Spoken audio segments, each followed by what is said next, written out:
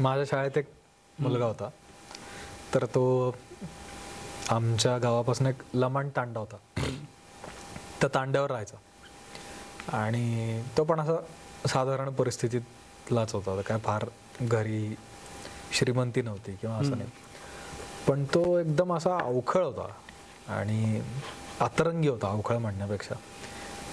तर त्याचं टॅलेंट काय होतं, तो आम्हाला सगळ्या पोरांना गोळा करायचा आणि सगळ्या मराठी आणि हिंदी कविता लमाणीत ट्रान्सलेट करून ऐकवायचा.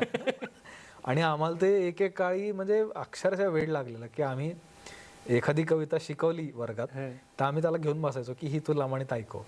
मग तो लमाणीत ती कविता तुला सांगतो अक्षरशः तो यमकासहित ती कविता आम्हाला ऐकवायचा. म्हणजे मला ते हे आठवलं, तितली कितने रंगो वाली, पिली भुरी काली काली अशी होती. तर ते तितली कितने रंगो वाच